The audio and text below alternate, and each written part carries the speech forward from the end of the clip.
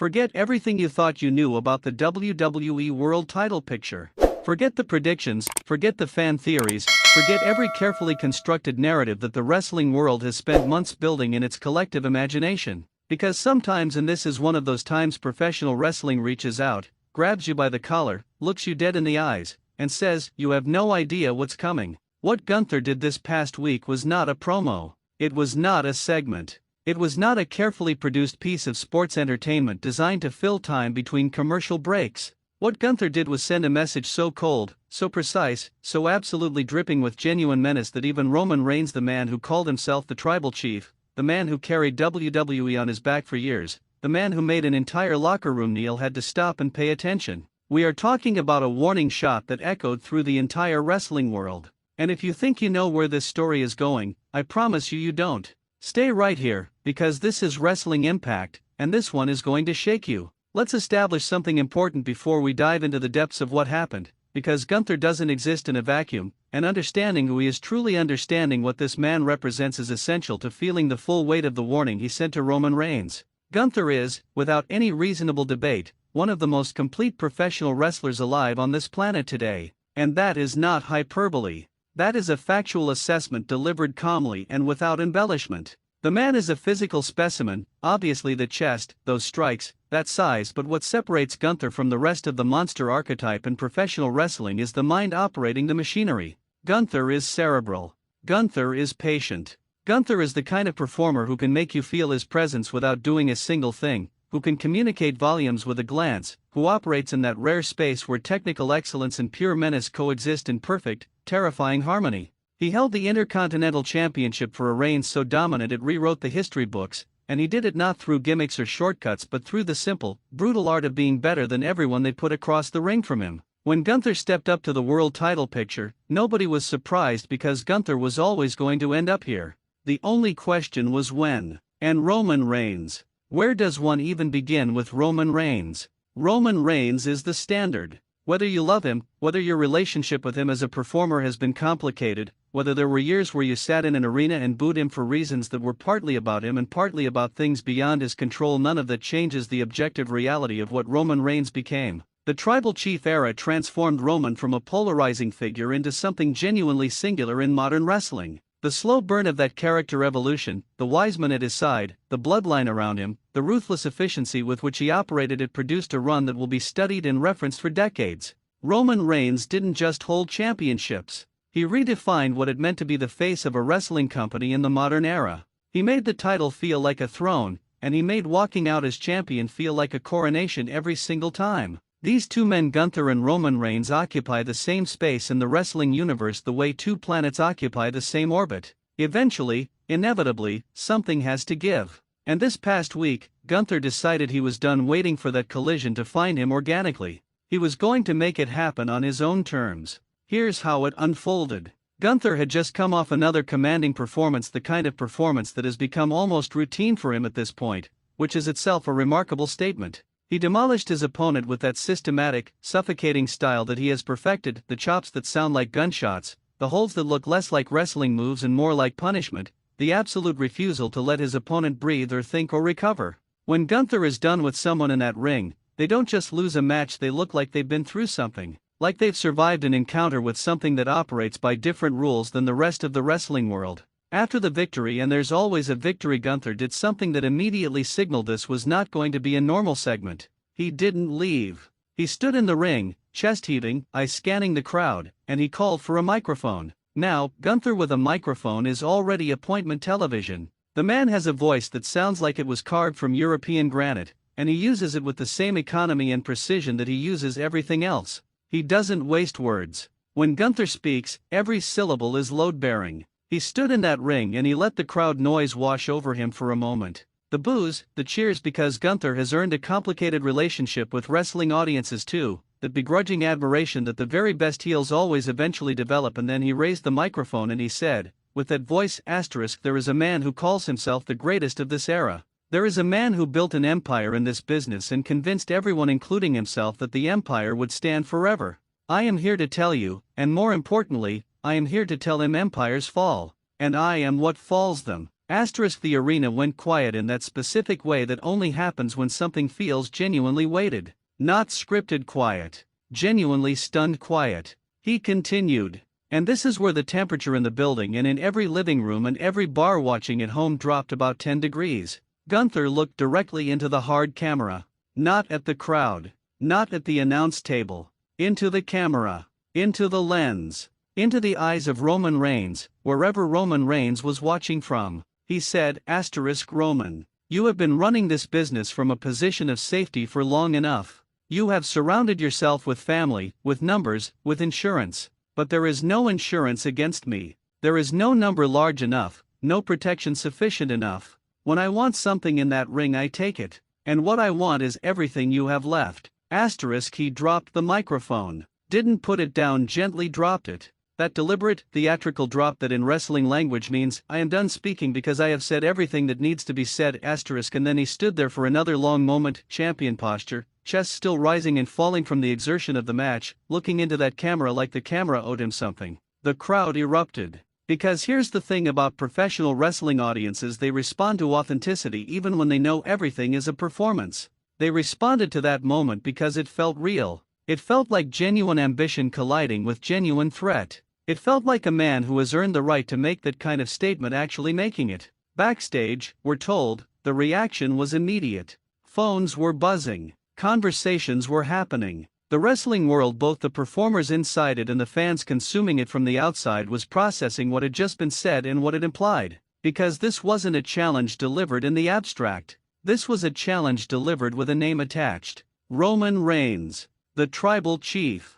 The man who built the modern WWE identity around his presence. And here is where the story gets layered, because the history between these two men's orbits matters enormously to understanding why this particular moment carries such extraordinary weight. Roman Reigns has never faced Gunther. Let that sink in for a second. These two giants of modern professional wrestling, these two performers who by any reasonable metric represent the absolute pinnacle of what WWE produces, have never been across that ring from each other in a proper, high-stakes, everything-on-the-line environment. Every time the wrestling world has started to dream about this match, started to build the hypothetical in their heads, started to imagine those two standing nose to nose, something else has intervened. Scheduling, storyline, circumstance. The match that should have happened, that the universe of wrestling seems to be bending itself toward, has remained tantalizingly, frustratingly undelivered. Until Gunther decided he was going to accelerate the timeline himself. Because that's the thing about Gunther that separates him from the rest of the roster.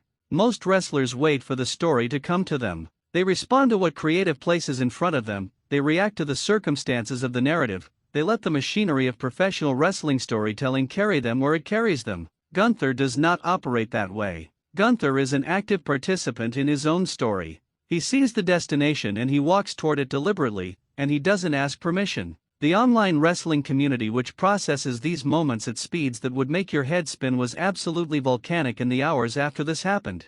Every wrestling forum, every comment section, every conversation happening between fans who care deeply about this business was consumed by two questions. First, when does this match happen? And second, who wins? The first question is genuinely exciting because the answer feels close. The energy around this feels different from the theoretical discussions that have surrounded this potential match in the past. This feels like something that has moved from the realm of fantasy booking into the territory of genuine possibility, genuine momentum, genuine creative direction. When a performer of Gunther's caliber delivers a challenge of that specificity and that intensity, it is rarely without purpose. The wrestling business does not make those moves casually. The second question, who wins, is where the conversation becomes genuinely fascinating and genuinely divided. Because you have two schools of thought colliding here, and both of them are defensible, and that's what makes this story so compelling. On one side, you have the argument for Roman Reigns, and it's a powerful argument. Roman Reigns is the kind of performer whose importance to a company transcends the mathematics of wins and losses.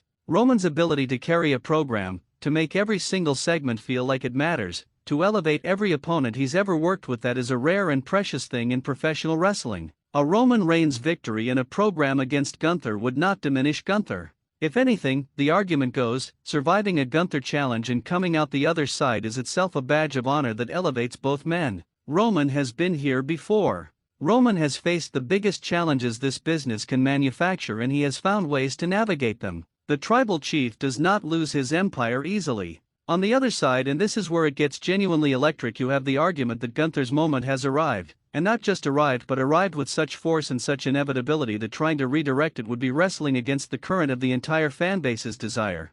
Gunther has done everything right. He has been patient, he has been brilliant, he has performed at a level that demands the ultimate reward, and the wrestling world is ready, genuinely, passionately ready to see Gunther stand at the top of the mountain. A Gunther victory over Roman Reigns wouldn't just be a championship change. It would be a statement about the future of this business, about who carries it forward, about what the next era of professional wrestling looks like. And there's a third possibility, the one that nobody wants to talk about but that the most experienced wrestling minds always keep in the back of their heads, the possibility that this story takes a turn nobody has predicted yet. Because the greatest wrestling narratives always have that third act twist, that element that nobody saw coming, that changes the shape of the story completely. Maybe this isn't just Gunther versus Roman. Maybe there are other pieces on this board that haven't shown their hands yet. Maybe the warning Gunther sent landed on other ears as well as Roman's. Maybe someone, somewhere, is watching this confrontation develop and making calculations of their own. Professional wrestling at its best is a game of chess played at heavyweight boxing speeds, and Gunther just moved a very significant piece.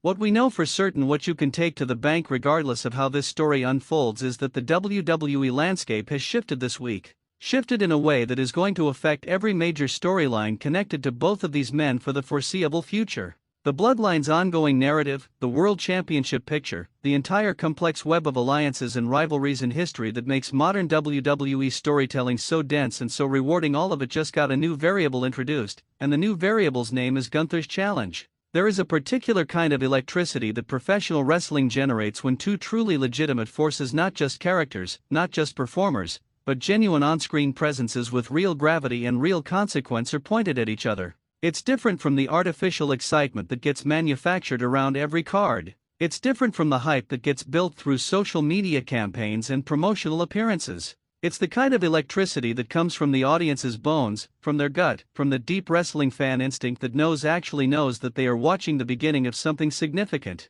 That is what Gunther delivered this week. And that is what Roman Reigns, wherever he was watching from, had to sit with. Because here is the final truth about this warning, and it's the truth that makes it so powerful. Gunther did not challenge Roman Reigns out of desperation. He did not challenge him out of frustration or because there was nothing else available. He challenged him out of absolute, unshakable belief in his own supremacy. The most dangerous opponent in professional wrestling is not the one who is hungry and volatile and emotional. The most dangerous opponent is the one who is calm, who is patient, who has done the work and knows exactly what he's capable of and has simply decided that the time has come to prove it to everyone else. Gunther is that opponent. And Roman Reigns has never faced anyone quite like him. The ring general has spoken. The warning has been delivered. And now the entire wrestling world holds its breath and waits to see what the tribal chief has to say in response. Because one man sent a message, and in professional wrestling, every message demands an answer.